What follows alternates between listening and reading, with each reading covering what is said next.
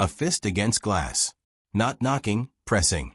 For knuckles cracked at every joint, flattened against the driver's side window of a car that cost more than most people earn in 3 years. The hand doesn't move. It just stays there, trembling against the cold. And behind it, a face close enough to leave fog on the surface. The engine is running. The heat is on. Outside, the temperature has fallen below 20 degrees, and a January wind is cutting through the south side of Chicago like it has somewhere to be. The gas station is one of those places that looks like it was built to be forgotten. 2 pumps, a bulletproof window at the register, a fluorescent light above the door flickering in a rhythm that could almost pass for a heartbeat. The man inside the car does not look at the hand on his window. He is looking at his phone. He is reading an email that contains a number with 8 digits before the decimal point, and that number has become the only thing in the world that matters to him. His name was Adrian Cole. 41 years old, 6'2", 190 pounds, every one of them maintained by a personal trainer who charged $400 an hour. His watch cost more than most of the cars parked on this block. His coat was Italian. His shoes were English. His car was German.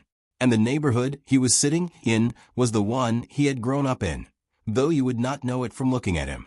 You would not know it from talking to him either, because Adrian Cole had spent the last 20 years making sure that nothing about his life pointed backward. He grew up 9 blocks from this gas station. His mother raised him alone after his father left when Adrian was 8. The way Adrian remembered it, his father did not leave so much as dissolve. One day a presence in the kitchen, the next day a gap where a man used to stand. His mother worked 3 jobs to keep them in a second-floor apartment on South Prairie Avenue. And even with 3 jobs, there were months when the lights went out and she would light candles and call it an adventure. He remembered the way she laughed when she said it. He remembered how the laugh never quite made it to her eyes. There were nights she came home so exhausted she fell asleep standing at the kitchen counter, her forehead resting against a cabinet, one hand still holding her keys. Adrian would guide her to the couch, pull the blanket up, stand there watching her breathe. He was 9 years old and already understood something that most people don't learn until much later. That love is not a feeling. It is what you do when you have nothing left. She died when he was 22. Kidney failure. No insurance. A hospital room with a curtain instead of a wall and a television bolted to the ceiling that only played one channel. He was in his final year of college when it happened, and by the time he reached the hospital, she had been gone for 40 minutes. 40 minutes. He had been in a study group. His phone was on silent. A nurse met him in the hallway and said the words, and Adrian stood there and felt the floor of the world give way beneath him. And he made a decision in that moment that would govern every choice he made for the next 2 decades. He decided he would never be powerless again. And he wasn't. Not after that day. He graduated, got into real estate, worked 20-hour days, took risks that made other developers' hands sweat. By 30, he owned his first building. By 35, he owned 12. Now at 41, his net worth sat north of $60 million, and he was about to close the biggest deal of his career, a $200 million waterfront development that would transform 14 blocks of crumbling Bronzeville housing into luxury condominiums with lake views, rooftop pools, and parking garages where BMWs and Teslas would sleep behind security gates. The closing was tomorrow morning, 9 a.m. sharp. He had driven down to Bronzeville one last time to walk the site. 14 blocks of buildings that were already half empty, their windows dark, their stoops cracked, their walls tagged with the names of people who would probably never leave this neighborhood. He had stood on the corner of South Prairie and 47th and looked at the skyline rising in the distance and felt the particular satisfaction of a man who has turned his pain into profit. He did not feel guilt. He felt momentum. Now he was at the gas station because his tank was low, and the old man's hand was on his window, and Adrian Cole was not going to look at it. He had seen the man when he pulled in. Hard not to. 70-something, maybe older, wearing a coat that might have been green 20 years ago, but had faded to the color of something pulled from the bottom of a river. A knit cap pulled low over his ears. Hands that trembled even when they were still, fingers swollen at the joints. The man had been standing near the air pump doing nothing in particular, And the moment Adrian's Porsche pulled into the second lane, the man had started walking toward him with a kind of quiet purpose that made Adrian's jaw tighten before a single word was spoken. He knew this interaction. He had lived through it 1,000 times. In parking lots, on sidewalks, at intersections where men stood with cardboard signs and eyes that track your car like searchlights. Someone sees the vehicle, sees the coat, sees the watch, and the pitch comes. Spare change. Bus fare. Something to eat. Always a story attached. Always a need. Always that particular look that is half desperation and half accusation, as if your success is evidence of their failure. Adrian had stopped listening to these stories years ago. Not because he was cruel, at least that was what he told himself, but because he understood something about the world that people who handed money to strangers on corners did not understand. Nobody was coming to save you. You saved yourself or you stayed unsaved. He was the proof. Every dollar he had earned. Every door that opened for him, he had pushed open with his own hands. Nobody had given him anything. That was the story Adrian told himself. He had told it so many times it had hardened into something that felt like truth. The hand stayed on the glass. Adrian finished reading the email, put his phone in the center console, and exhaled through his nose. He could see the man in his peripheral vision, the shape of him, the patience. He pressed the window button. The glass lowered 1 inch. Not enough to invite conversation. Just enough to end it. I don't carry cash. The voice that came back was quieter than he expected. Not the aggressive pitch he had braced for. Not the rehearsed desperation. Just a voice, low and dry, like paper tearing slowly. $1. That's all I need. Just one. Adrian shook his head without turning to face him. I told you. No cash. $1, the man said again. I want to buy a bottle of water. Nothing more than that. There's a shelter on 51st, 3 blocks east. They have water. Food too. A pause. The wind cut between them. Adrian waited for the man to leave. The man did not leave. I know about the shelter, the man said. I'm not asking about the shelter. I'm asking you. Something in the way he said it. You made Adrian turn his head. Not all the way. Just enough to see the man's face through the inch of open window. It was a face that had lived outdoors for years. Deep lines running from the corners of his eyes, like cracks in a dry lake bed. A beard more gray than anything else. Patchy in places where the skin showed through, raw and wind-chapped. Lips cracked. A scar, old and faded, running along the left side of his jaw. But the eyes stopped Adrian for half a second longer than he wanted to be stopped. There was no desperation in them. No wildness. No performance. Just a kind of measured stillness, like the man was seeing something in Adrian that Adrian himself had not looked at in a very long time.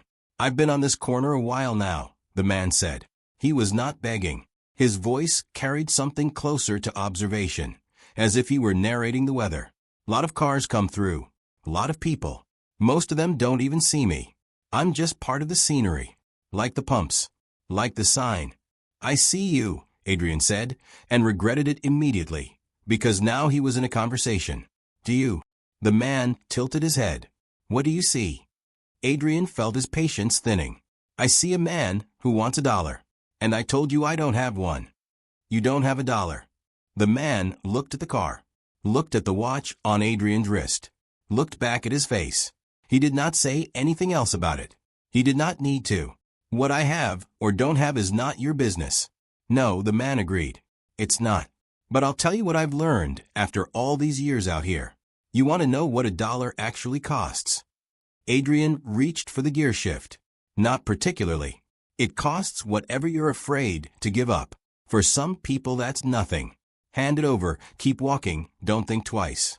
But for other people, people who came from a certain kind of life, $1 is never just $1. It's a door, and they're afraid that if they open it, everything on the other side comes rushing back in. Adrian's hand froze on the shift. I don't know anything about your life, the man continued, and his voice had softened now, almost conversational, like two men talking on a porch on a summer evening. But I know this street. I know what this neighborhood used to be. I own 3 buildings right here. Not big ones. Just buildings where families could live, where kids could grow up and feel like somebody gave a damn about whether the heat worked and the roof held. Good for you, Adrian said. His voice came out harder than he intended. I knew every family in those buildings. Every child. I fixed the radiators myself, patched the roofs, cleaned the stairwells on Sunday mornings. It wasn't glamorous work, but it mattered. At least I thought it did. And then what happened? The man was quiet for a moment. Then, what always happens? The money ran out. The bank came. And all those families I thought I was protecting, I couldn't protect them from the one thing that was coming for all of us. Adrian said nothing. The wind blew a plastic bag across the parking lot. But that's not the part one think about, the man said. I think about the people. There was a woman in one of my buildings. Lived on the second floor. Worked 3 jobs. Hardest working person I have ever known in my life. She had a boy. Maybe 7, 8 years old. Skinny kid. Big eyes. He used to sit on the stoop and watch the traffic like he was keeping count of every car that passed. Adrian's chest tightened. He did not know why. That boy didn't have a winter coat 1 year. His old one was falling apart. Zipper was broken. Lining coming out. And his mother, she wouldn't ask for help. Proud woman. The kind of pride that comes from knowing you've done everything right and it still wasn't enough. The man paused. He seemed to be looking at something that was no longer there. I hung a coat on their doorknob one morning. Before she was up. Didn't leave a note. I figured she'd know. And you know what? She never said a word about it to me. Not once. But I saw that boy wearing it the next day, and the zipper worked, and the lining was intact, and he walked to school like he was somebody. That was enough. Adrian pressed the window button. The glass went up. The man's voice disappeared behind an inch of German engineering. Adrian put the car in reverse. His foot found the pedal. And then the man said something muffled through the glass, but Adrian heard it. He heard every syllable. A boy needs a good suit to face the world. That's what I used to believe. You can't send a child out there without giving him something to stand tall in. Adrian's foot slipped off the pedal. The car rolled forward an inch, then stopped. He sat there. The engine running. The heat blowing. The words hanging in the sealed air of the cabin like smoke. A boy needs a good suit to face the world. He had heard those words before. Not yesterday. Not last year.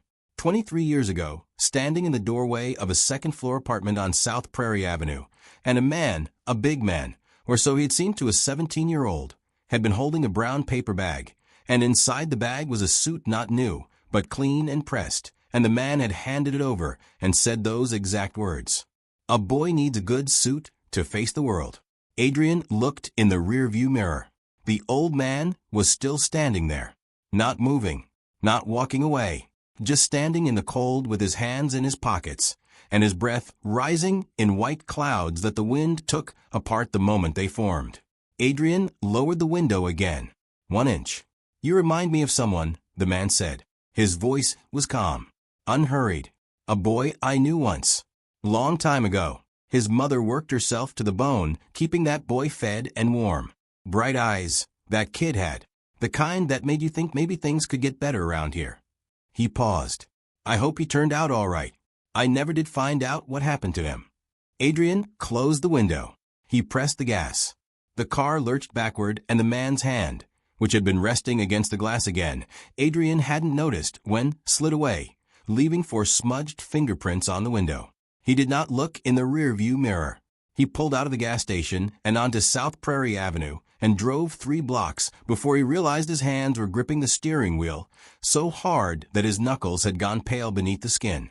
He told himself it was the cold making his hands shake. He told himself the old man was nobody.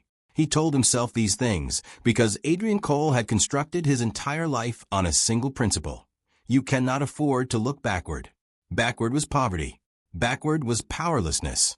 Backward was a woman dying in a hospital with a curtain for a wall while her son sat in a study group with his phone on silent. Backward was the thing that would swallow you whole if you let it. And Adrian had not let it. He had paved over every inch of it. He had built towers on top of it. And tomorrow morning, He was going to pour $200 million of concrete and glass over the last remaining evidence that Backward had ever existed. He drove home. The penthouse on Lakeshore Drive. Floor-to-ceiling windows facing the lake. The skyline arranged behind him like a shelf of trophies. He poured 2 fingers of bourbon into a glass that cost $90. He sat in the leather chair by the window. He pulled up the email again. Final terms, required signatures, the minute-by-minute schedule for tomorrow's closing. Everything was in order. Everything was exactly where it was supposed to be. But the old man's voice was sitting in the room with him. A boy I knew once. Bright eyes. Adrian set the glass down, picked it up, drank, set it down again. His mother worked herself to the bone. He walked to the window and looked out at the lake. The water was black and flat and enormous, and the cold had put a skin of ice along the shoreline that glowed faintly under the city lights. He pressed his forehead against the glass the way his mother used to press her forehead against the kitchen cabinet when she was too tired to hold it up anymore. The words meant nothing, he told himself. The man had probably said the same thing to 50 people this month. It was a technique. You say something vague enough to sound personal, and the mark fills in the blanks with their own story. Adrian understood this. He had used the same approach in every negotiation of his career. You let people hear what they wanted to hear. You let them convince themselves. He went to bed at 11. He did not sleep until 2. When he finally dropped off, he dreamed about the apartment on South Prairie Avenue. The second floor, the radiator that clanked through the night like someone tapping on the pipes with a wrench, the kitchen with the cracked linoleum, the window in his bedroom that looked out onto the alley where Mr. Coleman used to repair cars on Saturday mornings with a radio playing gospel music into the cold air. In the dream, someone was knocking on the apartment door. Adrian opened it and there was no one there, just the hallway and the stairs going down, and the sound of wind. He woke at 5:30, showered, dressed. A charcoal suit, no tie. The closing was at 9 downtown. He had time. He told himself he was driving to the office. But when he got in the car, his hands took him somewhere else. He did not take Lakeshore Drive.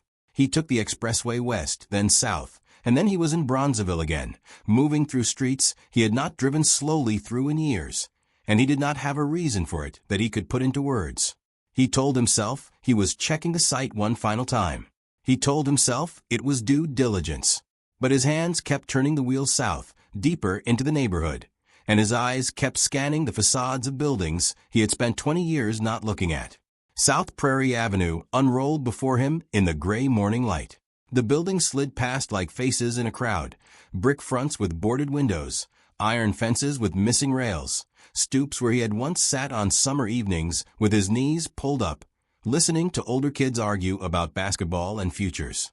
Most of the buildings were empty now, condemned, tagged by the city for demolition, waiting for the wrecking ball that his $200 million deal would deliver in approximately 90 days. He almost missed it. He was driving past, not fast, but not looking either, and his eye caught numbers on a door, faded. One of them hanging crooked on a single remaining nail, but still legible. 4712. Adrian stopped the car. Not at the curb. In the middle of the street. He just stopped and stared. 4712 South Prairie Avenue. Second floor, Unit 2B. The apartment with the clanking radiator and the cracked kitchen linoleum, and the bedroom window that faced the alley. The building where his mother had raised him. The building where she fell asleep, standing up at the counter, and he guided her to the couch. The building where he learned that love is not a feeling, but a series of exhausting, unglamorous acts performed by people who have nothing left to give and give anyway. He had not stood in front of this building in over 15 years. The windows on the first floor were boarded with plywood that had warped and darkened with moisture. The front door hung off its hinges, leaning against the frame at an angle that made the entrance look like a mouth frozen mid-sentence. The brick was stained with years of water damage and neglect, and someone had spray-painted a name across the east wall in letters 3 feet high. And then a thought arrived. It did not knock. It walked into his mind like it had always had a key and was only now choosing to use it. The old man said he owned buildings on this street. Adrian's hands went still on the wheel. The landlord. Their landlord, growing up. His mother had always called him Mr. Sims. Walter, she had said once, maybe twice, in that tone she reserved for people she respected too much to address by their first name to their face. Mr. Walter Sims. A big man in Adrian's memory. Flannel shirts. Work boots with the laces double knotted. He walked through the building every Sunday morning, checking the pipes, testing the locks, sweeping the front stoop before anyone else was awake. And there had been a stretch Adrian was 8, 9 years old, when his mother could not make rent. Months of it. He remembered the tension that lived in her shoulders during that time, the way she lowered her voice on the phone, the envelopes she left on the kitchen table unopened, because opening them would make the numbers inside real. But they were never evicted. They never even received a notice. Years later, in college, Adrian had asked his mother about it, and she had gone quiet for a long time, the kind of quiet that has weight to it, that presses down on the air in a room, before she said, Mr. Sims carried us. 2 years. He never took a dime. Said a child deserves a roof. And that was that. Adrian sat in his car in the middle of South Prairie Avenue with the engine running and the heat on and the closing 45 minutes away, and felt something open in his chest that he had spent 2 decades keeping shut. The coat. He was 10 years old. His winter coat was disintegrating, zipper broken, lining hanging out in strips, the padding so flat it did nothing against the wind. And one morning there was a new coat hanging on the doorknob of their apartment. No note, no fanfare, just a coat, warm and intact and the right size. His mother had stood in the hallway holding it, looking down toward the first-floor apartment where Mr. Sims lived, and pressed her hand flat against her mouth and held it there for a long time. And the suit. Adrian was 17. He had been accepted into a summer leadership program at the University of Chicago, the first step on a ladder he intended to climb until there was nothing above him but sky. He needed a suit for the interview. There was no money for a suit, and Mr. Sims had appeared at their door holding a brown paper bag, and inside the bag was a suit, not new, but clean, pressed the correct size, and he had said 7 words that Adrian heard in his sleep for months afterward. A boy needs a good suit to face the world. The old man. Yesterday, at the gas station, through 1 inch of open window, standing in 20-degree weather with his hands shaking. A boy needs a good suit to face the world. That's what I used to believe. The same words, the same cadence, the same voice, 23 years older and stripped down to its bones by weather and time and whatever had happened in between. Adrian's hands began to shake. Not from the cold, from the thing that happens when you suddenly understand that the universe has been trying to tell you something and you were not listening. He put the car in drive. He turned around in the middle of the street, his tires scraping the curb, and drove back to the gas station on 47th. He pulled in too fast, the tires barking against the frozen asphalt. He got out of the car without turning off the engine and walked to the spot near the air pump where the man had been standing the day before. Empty. Just concrete and cold, and a wadded-up napkin blowing against the base of the pump. He went inside. The attendant behind the bulletproof glass looked at him with the particular patience of a man who has seen every kind of human walk through that door and no longer expects to be surprised. Yesterday, Adrian said, there was a man, old, green coat, standing by the pumps. He was asking people for money. The attendant nodded slowly. Walter. He's out there most days. Where is he now? The attendant's face shifted. Something behind his eyes closed. The way a door closes when someone has bad news and hasn't decided yet how to deliver it. Ambulance came last night. Maybe 10, 11 o'clock. He was on the bench out front. Wasn't moving. Adrian felt the ground reorganize itself beneath his feet. He put a hand on the counter. Where did they take him? Provident, probably. That's where they go. Adrian was back in his car before the attendant finished speaking. He drove to Provident Hospital on the east side. He did not think about the closing. He did not think about $200 million. He parked in a spot that was not a spot and walked through the emergency entrance and told the woman behind the desk that he was looking for a patient brought in last night.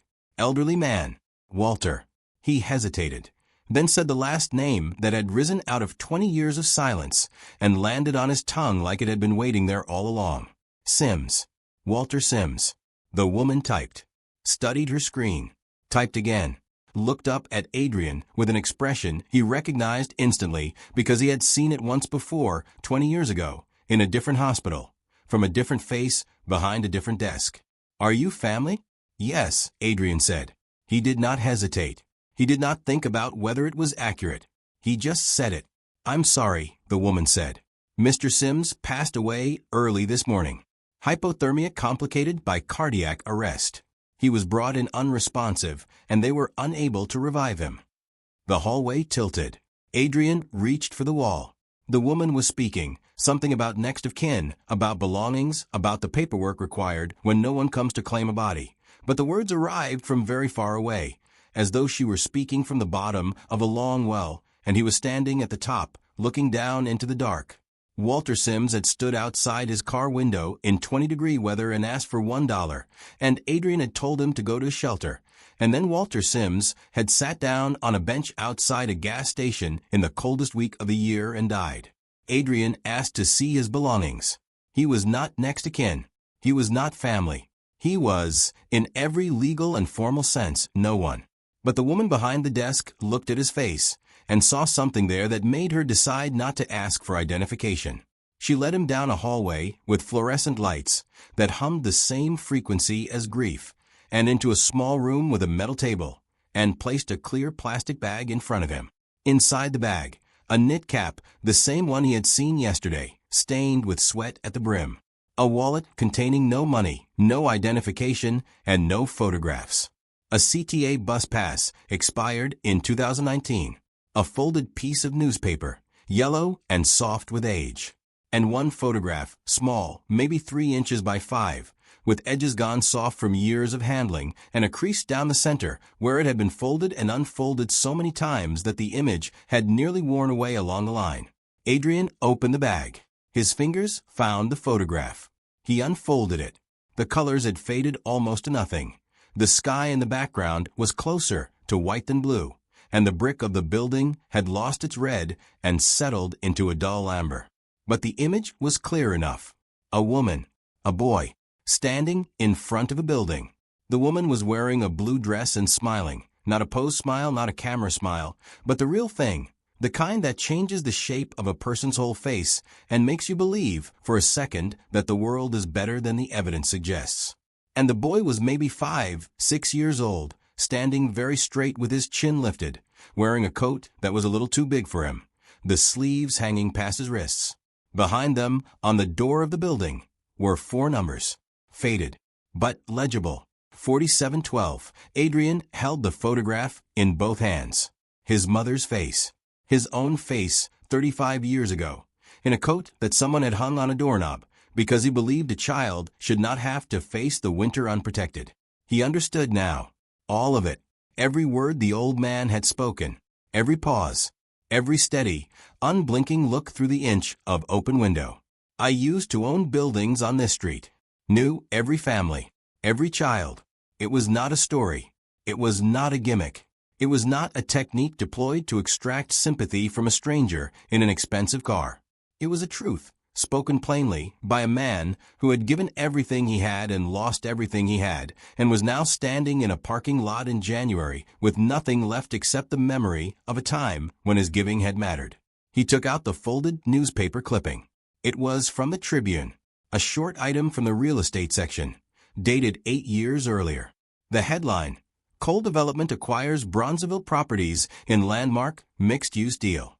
Beneath it a photograph, Adrian Younger shaking the mayor's hand, and below that a list of addresses. One of them was circled in pencil, so faint it was barely visible. 4712 South Prairie Avenue. Walter Sims had known. Not who Adrian was, there was nothing to suggest that. But he had known what was happening to his buildings, to the street where he had spent 30 years of his life fixing radiators and sweeping stoops and hanging coats on doorknobs.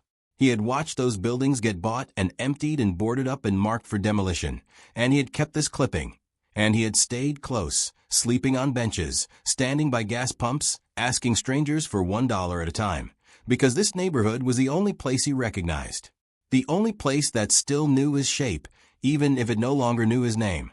And Adrian was the one who had bought it all, was going to tear it down, was going to erase every wall and stoop and doorknob and stairwell that contained the evidence of what Walter Sims had done, the quiet, unrecorded, unprofitable work of keeping people alive.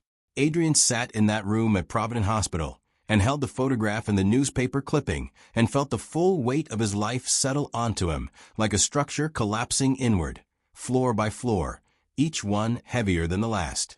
He did not cry. The feeling was beyond that.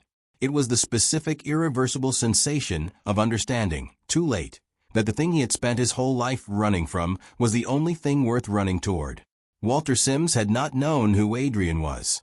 That was the detail that would stay with him for the rest of his life, the detail that would surface at 3 a.m. and sit on his chest like a stone. The old man had not been trying to teach him a lesson, had not been administering a test. He was just a man who was cold and thirsty, who had once been something larger, who had asked a stranger in an expensive car for $1, because that is what the world does to people after it has used them up. It reduces them to a single, small request, and waits to see if anyone says yes. And the stranger had said no. Adrian sat there for a long time. His phone vibrated in his pocket. His lawyer, his partners, the architects, the investors, everyone who needed him to show up at 9 o'clock and write his name on a line and make the thing happen. $200 million. The number that was supposed to mean he had won. The number that was supposed to answer every cold night and every empty kitchen and every hospital curtain that divided the living from the dead. He let the phone ring until it stopped. And then he let it ring again. He looked at the photograph one more time. His mother's smile.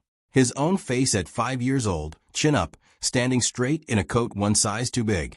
And behind them, the building, the brick, the numbers on the door. He put the photograph in his breast pocket against his chest and walked out of the hospital. He drove downtown, not to the closing, to his office. He parked in the underground garage and sat in the car with the engine off and called his lawyer. The call lasted 11 seconds. Kill the deal. The silence that followed was 5 seconds long. Then the shouting started, frantic, incredulous, the specific pitch of voices that are watching enormous sums of money evaporate in real time. Adrian listened to 3 seconds of it. Then he hung up. He turned his phone off. He put it in the glove compartment and closed it. He sat in the garage for 20 minutes. The concrete walls pressed in around him. The air was cold and smelled like exhaust and damp stone. His breath made clouds that disappeared against the windshield. Somewhere above him, in glass offices 40 floors high, people were discovering what he had done, and the phones were ringing, and the emails were flying, and the number with 8 digits was coming apart like a building in demolition. Then he drove back to South Prairie Avenue. He parked in front of 4712. He turned off the engine and got out and stood on the sidewalk in the January cold and looked up at the building where he had been raised. The boarded windows, the broken door, the spray paint on the east wall. 20 years of emptiness and weather written across every surface. A building waiting to be torn down by the boy who had grown up inside it. But behind the damage, he could see it. The brick was sound. The lintels were straight. The proportions were right, generous windows, decent ceiling height. The work of someone who had understood that the people living inside deserved more than the minimum. His mother had loved this building. Walter Sims had built his life around it. And the man who owed everything to both of them, every dollar, every square foot, every suit and coat and chance, had refused to give one of them a single dollar on the coldest night of the year. Adrian reached into his breast pocket. He took out the photograph. He looked at it. His mother, himself, the door with the numbers.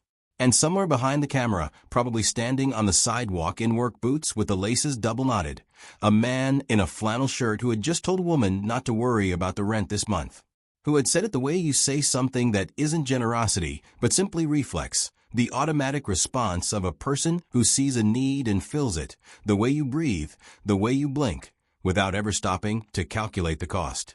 $1. That is what the man had asked for. $1 out of 60 million. A number so small it did not register in the mathematics of Adrian's life. A rounding error.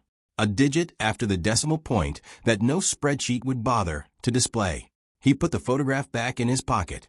He stood on the sidewalk. The wind came off the lake and moved through the empty street and pressed against him. And it was cold. The kind of cold that finds its way through Italian wool and English leather, and every layer a man can put between himself and the place he comes from. $1. The smallest thing anyone had ever asked of him. And it cost him everything he thought he was.